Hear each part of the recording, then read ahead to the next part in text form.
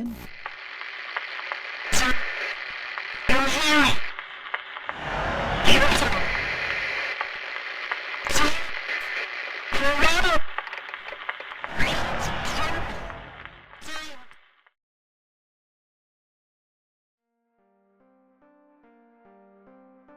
have always wondered what might have changed between the languages in the Silent Hill series. The first 4 games were made for a Japanese audience by a Japanese team and were first written in that language, and there is always context and intent lost when translation is done. It's the nature of the beast. So I wanted to explore what the original Japanese script was like, especially the riddles. Translation is always a tricky thing. Languages are all unique, with their own grammar, sentence structure, and idioms, which aren't always translatable to another language. Today we'll explore some of the differences between the Japanese and English versions of Silent Hill, using the first puzzle I've researched, the normal difficulty level version of the coin puzzle. In English, we have a rough form of a poem written in semi-archaic language.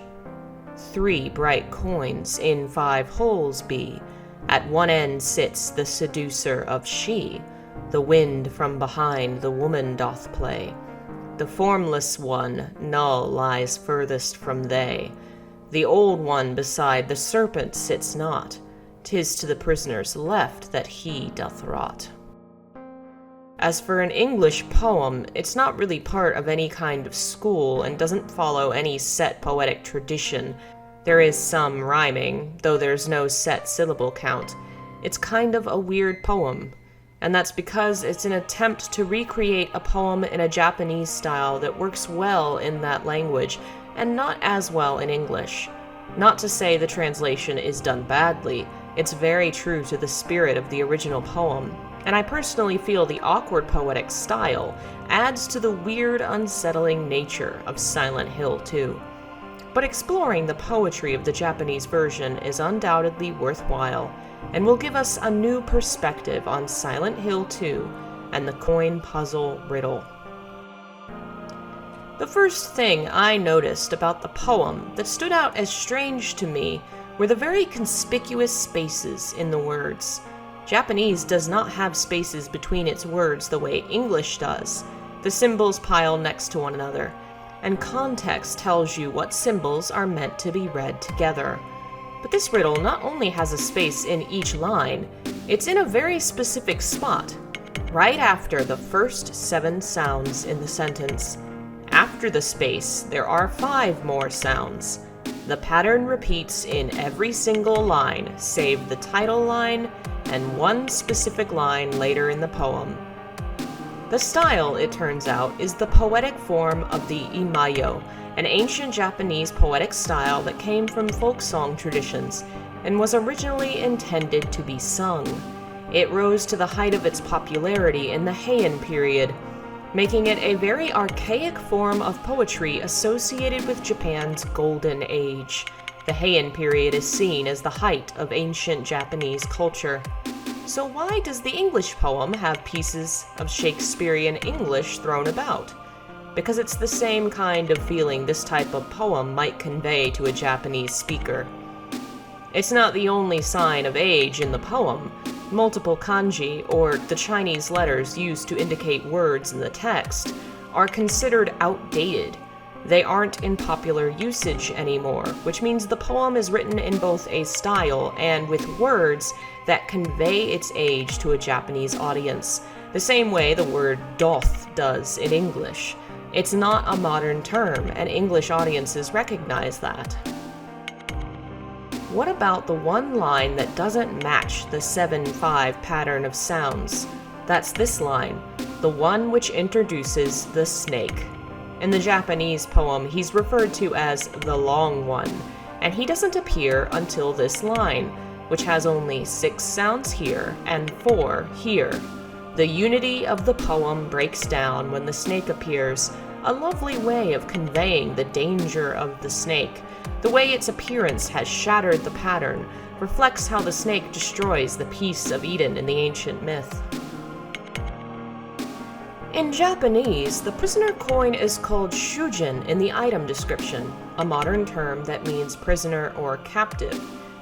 But in the riddle, two different terms are used in place of shujin. The second word is even more interesting. It's an outdated one, with roots in ancient Chinese history. Ryojin is a derogatory term for non-Han Chinese people who were considered enemies and called barbarians at various points of Chinese history. The best modern translation for the word is prisoner of war. In both cases, these are terms for prisoner that have darker connotations to them, implying guilt, criminality, barbarism, and distaste on the part of the speaker. The poem refers to the old man coin as being shiroki kami, or white-haired. The word used for hair is another outdated term, but it also has an interesting double meaning. Kami is the Japanese word for god or spirit, as well as an old term that can be used to refer to the hair on the head. Is the old man coin being given a spiritual aspect? It's likely, since the last line of the stanza calls the coin Hito no Koyo. It means son of man. Very specifically, the Christian concept of the Son of Man, the Christ. The old man coin is compared to Jesus here. Interestingly, one of the outdated kanji is otsu, which means to fall or to descend, specifically with a context of falling out of grace, falling into degeneracy. There's a dark connotation, and in the poem, the word is used to say that the old man coin falls next to the prisoner coin. He falls in the sense of being beside the coin, but he is also falling into disgrace.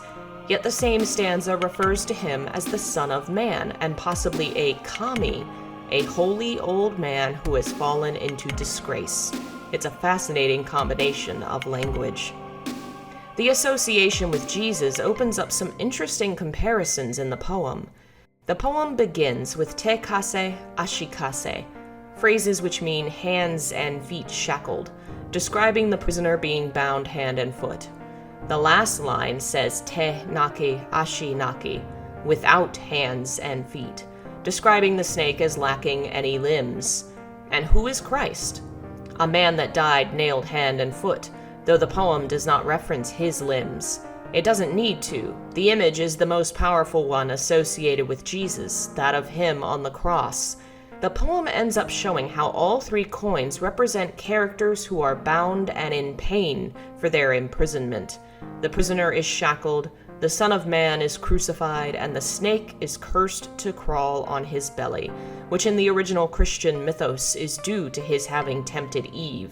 The fact that the poem mirrors the language of hands and feet in the opening and closing, both in cases of them being bound or absent, seems to mean something. It also gives some context as to why the coins appear as they do. They are very similar to Roman coins that were in circulation around Jesus' time, and even appears similar to the style of coin that is supposed to have been the 30 silver coins that Judas would have been paid for betraying his teacher. 3 coins for 30 silver. It's possible that, too, is meant to compare, and in fact the coins may represent payment for betrayal. James betrays his wife, Eddie betrays society, Angela betrays her family. In a sense, they are all paying for betrayal. The poem refers to the snake in the last line as yuwakusha, or temptress, seducer. Something that came up when looking up the term in the dictionary is a Japanese film by the same name.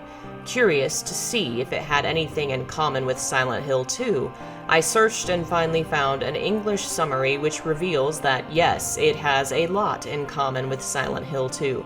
It's a film about a male psychologist who becomes obsessed with a female patient who has multiple personality disorder, who at times becomes violent, has lost and repressed memories, and involves an attempted sexual assault. The male character is obsessed with her and wants to control her. The female character is desperate to avoid a truth she has repressed and creates another persona to avoid it.